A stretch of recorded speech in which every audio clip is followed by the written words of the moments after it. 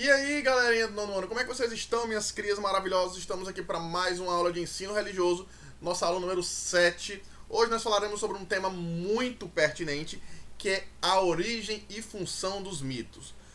Eu, particularmente, eu amo essa disciplina porque dá para você abordar vários temas, os mais variados temas possíveis, né? Então, nós já falamos aí sobre algumas religiões e hoje nós falaremos sobre mito.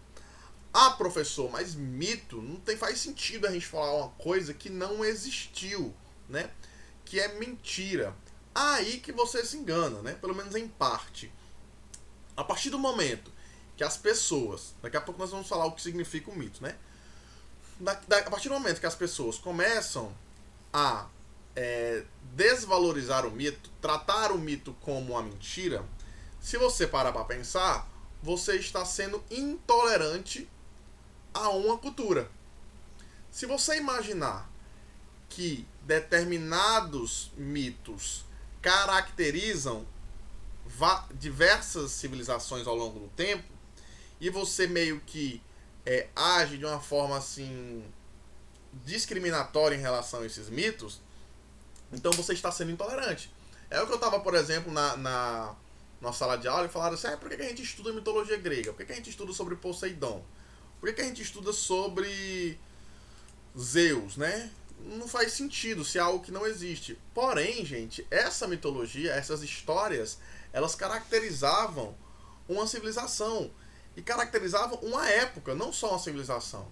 Então faz parte da cultura da civilização dos antigos gregos. Por isso que é importante a gente valorizar e respeitar, né? Então tratar o mito como algo mentiroso, como algo assim surreal, né? Querendo ou não, pode ser visto como um ato intolerante. E nós já falamos sobre intolerância aqui, né?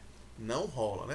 Até porque se você imaginou assim, mas por que os antigos gregos, que eu estou dando um exemplo, mas teve outros, né? Vamos botar os romanos. Por que os antigos romanos acreditavam em vários deuses, no deus lá, Deus Júpiter, Marte, né? Que eles utilizavam os nomes dos planetas para designar o nome dos deuses, né, deles.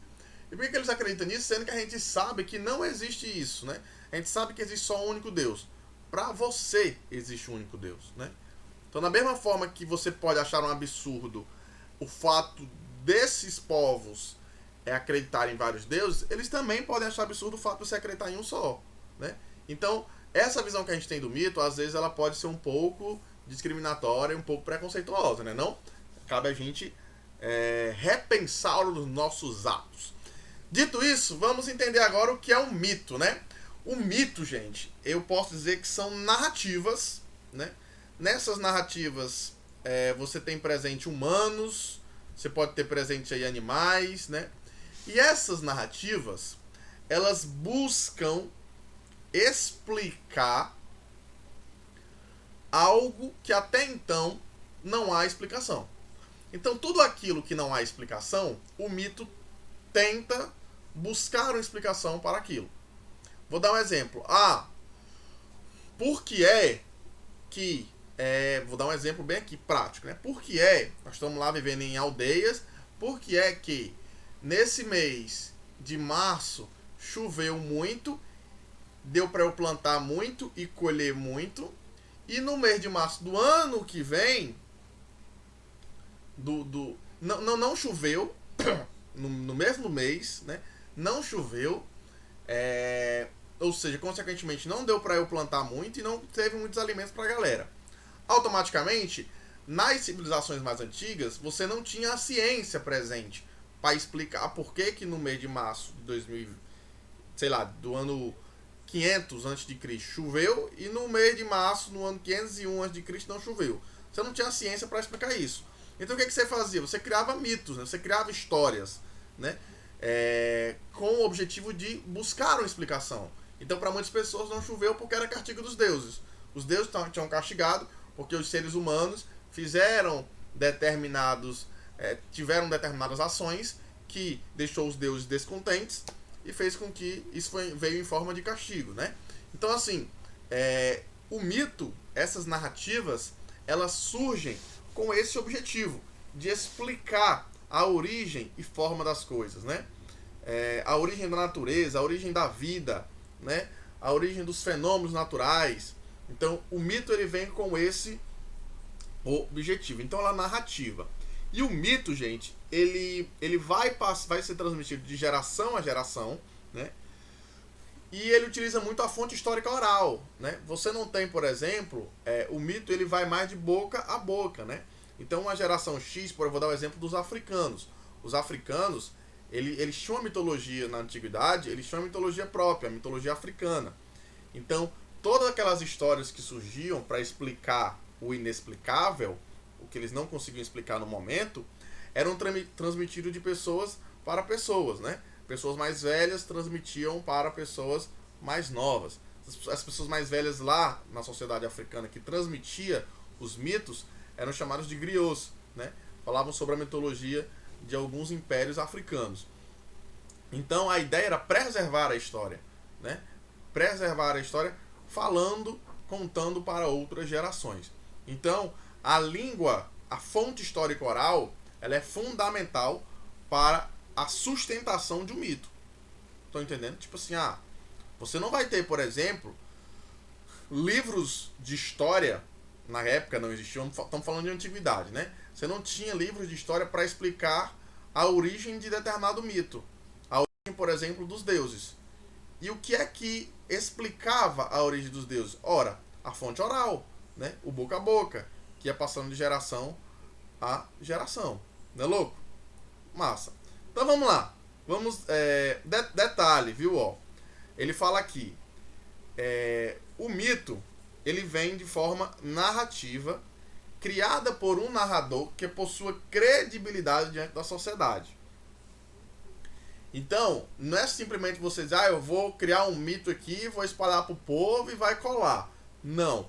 Geralmente, determinado mito, ele é contado, ele é criado por um grande influenciador.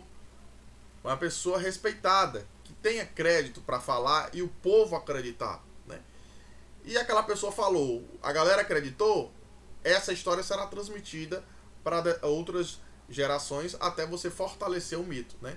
Assim, por exemplo, surgiu a mitologia grega, né? Durante a antiguidade, beleza? Massa. Aí aqui, ó, várias civilizações antigas criaram sua mitologia própria. Eu tenho os gregos, eu tenho os egípcios. Por exemplo, os egípcios que também eram politeístas, né? Acreditavam aí até na própria reencarnação, transformavam o faraó lá em múmia, né? Que acreditava que eles iam reencarnar no próprio corpo, né? Você tem a mitologia indiana, a mitologia africana, como eu falei, né? Então, boa parte não, todas essas civilizações, elas acreditavam em vários deuses, eles eram politeístas, né? Então, eles vão usar da mitologia para ditar as regras de uma sociedade. Interessante, gente. A mitologia, ela é importante você valorizar, porque na época que ocorreu, que essas civilizações antigas elas surgiram tanto na Grécia, como no Egito, como em Roma, os mitos, eles, de uma certa forma, eles influenciavam o dia a dia das pessoas. Então, por isso que eu posso dizer que o mito faz parte da cultura de determinado povo. Eles influenciavam, gente, como as pessoas se comportavam. Então, influenciava o dia a dia, tipo, tudo na vida. É que nem a religião nos dias de hoje. A religião, querendo ou não, você sendo uma pessoa religiosa ou não, a religião ela influencia o dia a dia de todos os seres humanos, né? Então, o mito também, né? Só que acontece a diferença é que o mito se dava na antiguidade, beleza? O narrador que constrói o esquema do mito, ele precisa que haja uma aceitação coletiva, né? Ou seja, o povo tem que aceitar, né? Se o povo não aceitar, aquela história, aquela narrativa criada pela pessoa, ela vai cair no senso comum, né? Então, o mito, você tem um mito, né? A criação de um mito, e esse mito ele é espalhado entre a população, né? Caindo no senso comum, né? Aí você vai ter a origem do mito, né? Então a história ela é criada primeiro, a narrativa é criada, espalhada de forma coletiva, e a partir do momento que todos de forma coletiva aceitam aquela história, você pode dizer que você deu vida a um mito. Beleza? Massa. O mito possui 3 funções principais. A primeira delas nós já falamos, que é explicar, né? Que é buscar explicar situações que até então não existiam respostas, né? Então você utiliza o mito para isso, né? Aí aqui, ele diz aqui, ó, ele traz um mito, ó. O mito das constelações, por exemplo, que durante muito ano acreditava que o conjunto de estrelas existiam porque há muitos anos atrás crianças fugitivas e famintas morreram na floresta, né? Aí uma deusa, né, levou essas crianças para o céu e transformou em estrelas. Então note que a explicação pela existência das estrelas, né, em forma de constelação, se dá a partir de uma narrativa mitológica, beleza? Segunda função do mito, organizar, né? O mito, gente, ele organiza, como é que eu posso dizer? O cotidiano das pessoas. Ele coloca, ele determina como é que vai ser as relações sociais em uma civilização. Em outras palavras, o mito ele vai dizer o que pode e o que não pode ser feito, né? Por isso que a gente diz que ele organiza, né? Ele organiza as relações sociais, ele diz o que é certo e o que é errado, né? Por exemplo, na mitologia grega, que é uma das mais conhecidas, você não poderia se voltar contra os deuses. Isso foi determinado no início da narrativa grega, né? Então, você diz o que é... Na mitologia grega também, alguns antigos gregos, eles faziam sacrifícios, né? Eles utilizavam, por exemplo, alguns eventos para poder agradar os deuses, porque acreditava-se que os deuses eles deveriam ser beneficiados, deveriam ser agradados de alguma forma. Então, quem determina isso é o início da narrativa, né? O que pode e o que não pode, o que deve ser feito e o que não. Aí eu tenho um exemplo aqui do mito de Édipo, né? Édipo, gente, faz parte da mitologia grega, né? Que ele chegou a casar, ter relações amorosas com a sua própria mãe, né? Ele matou o seu pai, né? E passou a ter relações amorosas, ter um sentimento amoroso pela sua mãe, né? E com o passar do tempo, como ele percebeu o que ele tinha feito, segundo a mitologia grega, os deuses vão castigá-lo. Vão fazer com que ele chegue até a furar os próprios olhos, né? Porque era uma forma de punição, que ele achava que se ele não tivesse visto a mãe encarado a mãe como o amor da sua vida, assim, no quesito de relações amorosas, ele não teria cometido essa infração, né? Então ele praticou o incesto, né? E como punição ele recebeu aí conseguiu aí furar, conseguiu não, né?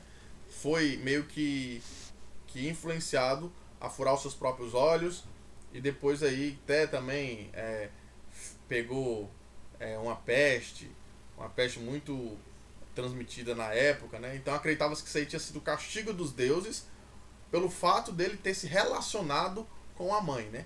Então hoje nós sabemos que isso não pode ocorrer, né? Hoje faz parte da nossa cultura, né, que o incesto ele é algo, uma proibição, não existe, né? Não pode, não é aceito, né? Só que, querendo ou não, isso é influência da mitologia grega. Então a mitologia, gente, ela influencia o nosso dia a dia, né? Então por que a gente tem que dizer que a mitologia é uma mentira, então não merece ser estudada, né? Não, se influencia nos nossos dias, por exemplo, os Jogos Olímpicos. Eu gosto muito de citar o exemplo dos Jogos Olímpicos. Os Jogos Olímpicos era uma festa, né? Era uma competição que foi criada para homenagear os deuses gregos. E até hoje você tem os Jogos Olímpicos na sociedade. Então perceba como